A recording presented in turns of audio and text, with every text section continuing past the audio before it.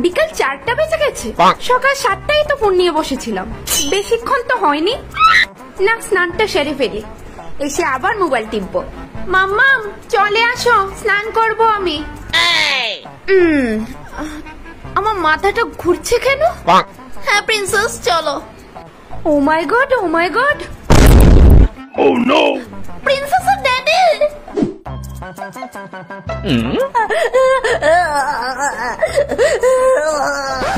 প্রিন্সেসের মম, একটু শান্ত হও।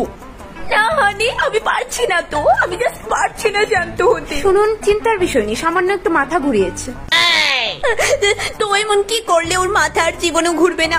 আপনি টাকার চিন্তা করবেন না, আমরা অনেক ধনী, আপনাকেও কিনে নিতে পারবো। দেখুন ম্যাম, ও সারাদিন বাড়িতে বসে বসে খায়, শরীরের নাড়াচাড়া নেই, মাথা ঘোরাটাই তো স্বাভাবিক, তাই না? তো আমি আমার প্রিন্সেসকে দিয়ে কাজ করাবো নাকি? হ্যাঁ, আপনি কি বলছেন? দেখুন, হতে পারে ও আপনার প্রিন্সেস, কিন্তু আমিও একজন ডক্টর, আমার যা বলেছিল তা আমি বলে দিয়েছি, বাকিটা আপনাদের দুজনের ব্যাপার। অন্য কোনো উপায়? আশ্চর্য, আপনি ওকে ঘরের কোনো ছোটখাটো কাজও দিতে পারবেন না? না না, ঠিক আছে ঠিক আছে, করবে করবে। হানি, হ্যাঁ করতেই হবে, না হলে এরকম বারবার হবে। আচ্ছা আসছি আমি। আপনার ফিটা নিয়ে যান।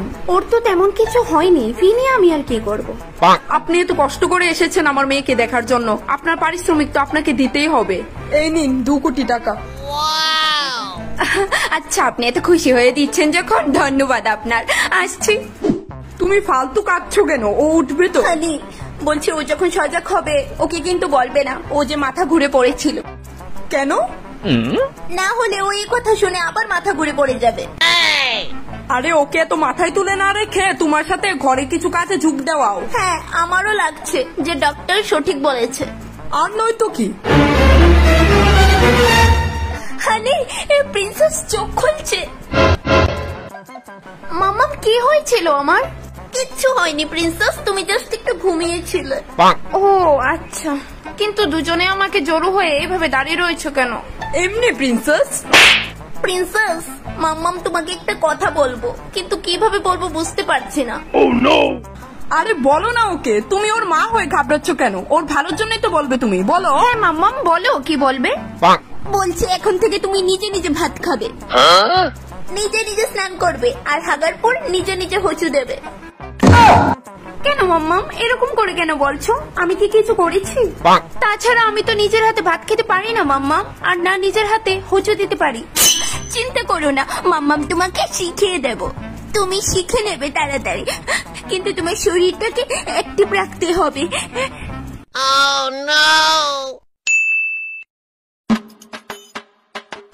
মা, বাসন দিয়ে ধোয়া লাইছে আর ঘর মোছাও শেষ। এখন গিয়ে কাপড়টি দাও, ভালো করে দইস। আমার মাথা কিরে ঘুরাইতেছে। মা,